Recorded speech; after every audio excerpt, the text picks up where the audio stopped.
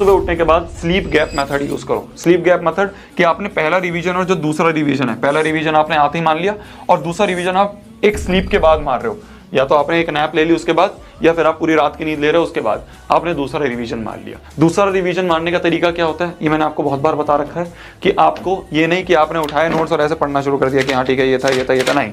Revision is not equal to reading again. Revision का मतलब होता है कि आप उसको बिना देखे वापस से अपने दिमाग में लाओ। कैसे कर सकते हो आप, ये आगे आ गया पॉइंट।